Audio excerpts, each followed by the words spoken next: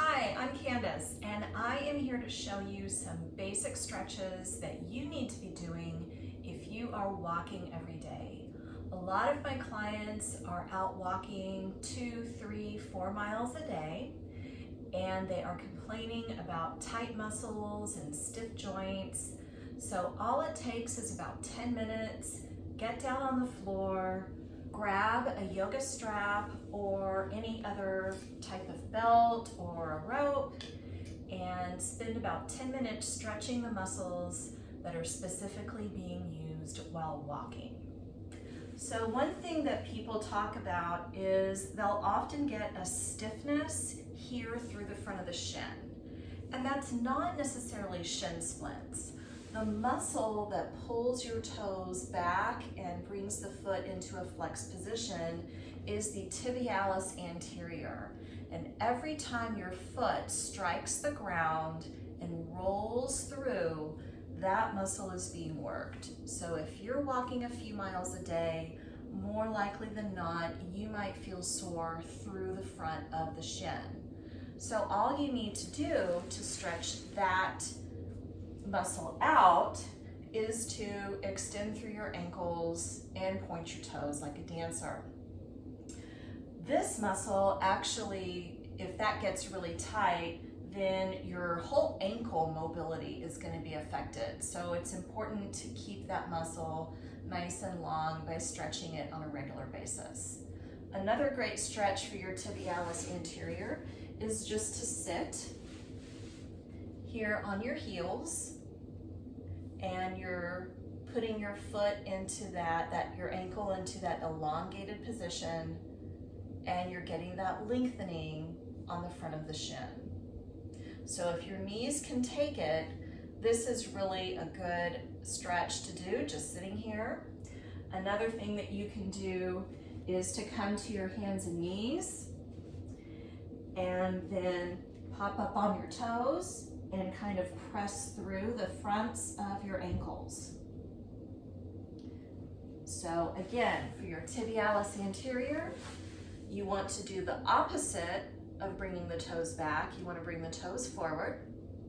And you can do that by just stretching the leg out and pointing your toes, sitting on your heels, or coming up to your hands and stretching through the fronts of the ankles. So going up to the upper part of the leg, walking is going to work your quads, the muscles on the tops or the fronts of your thighs, and then your hamstrings, the muscles on the back. So to stretch your hamstrings, and you've got 3 of them back there, just come to your back, bring the strap around your foot, and you really want to try to have a straight leg. So if you have very tight hamstrings, what that means is you might need to bring your leg lower, but you want to have a straight knee, and then just use your arms to bring that leg up to a point where you feel a stretch, count to 10, and then relax. Take another deep breath in, exhale, bring the leg back up, try to go a little bit further, count to 10, and then relax. And then do it one more time. Deep breath in, exhale, bring the leg straight up. If you start to bend the knee, then you're shortening the hamstring muscles, so you're not really giving them the stretch that they need. So you really want to keep that leg straight. So 3 times, count of 10 each time trying to go a little bit further. So there's your hamstring. Now, your adductors are on your inner thigh, and to stretch those out, you're going to bring your leg open, and that's going to get your inner thigh as well as that inside hamstring, which oftentimes has a hard time being stretched. So again, just open the foot, open the leg out to the side. You don't want that opposite hip to come off the floor. The object is not to get your leg on the floor. The object is to just go to the point where the ball of your femur naturally rotates in your hip socket. And I had a hip replacement a couple months ago, so my leg's not rotating very much. But some of you might be able to go a lot further. If you want to increase the stretch, again, you're not trying to go further to the floor. What you want to do is you want to bring the leg up higher up towards your head. So you can hold that for maybe 10 or 15 seconds. Relax, come out of the stretch, go back into it, and do that 3 times. So we've got our hamstrings and our adductors, and now we want to get our quadriceps. So to do that, we're going to come to our bellies and just bend the knee and grab the foot and pull the heel in towards your sit bone. Now, if you cannot grab your foot, that could be indicative of tight quadriceps, but that also could just be a problem with your shoulder, or you could have short arms. So if that's the case, then you're going to use your strap to hook on the bottom of your foot and use your strap to help you get the stretch. Because you don't want to wrench your back or hurt your shoulder or hurt your neck just trying to grab your foot. So again, just like the previous stretches, take a deep breath in, and then as you exhale, you're going to try to pull that heel in towards your sit bone.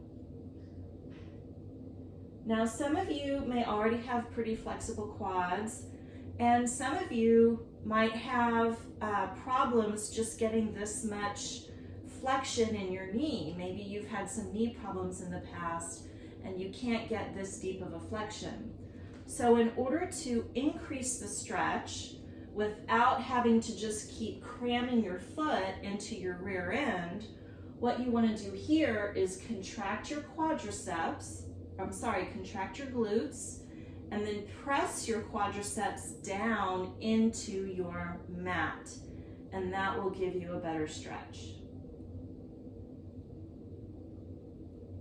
So the final muscle group that we want to hit are the glutes. And there's several options for stretching your glutes. And most of you might be familiar with the pigeon, which is common in yoga. And you're going to get a glute stretch here. But a lot of times, again, this can be hard on the knee. So I prefer a stretch that I call the 90-90. And what you're going to do with this is bring one leg forward and the other leg back. And the position of the front leg is important. You want that bent knee, and you want this to be a 90-degree angle. The most common mistake here is to pull this leg in close like this, so you're making a triangle. In reality, what you want is a square. So all you're going to do with this is flex your foot and then come down over your thigh. Count for 10 and then bring it up. And then as you repeat this stretch, you want to start moving yourself towards your foot, and that's going to increase the stretch. So my first round was going down over my knee. Now my second round, I'm going to aim towards the middle of my shin, and I'm going to come down there, count to 10, and come back up. And then I'm going to look towards my foot and reach towards my upper body towards my foot, count to 10, and then come back up. As you move towards your foot, you're not going to be able to go down quite as far just because of the position of the femur.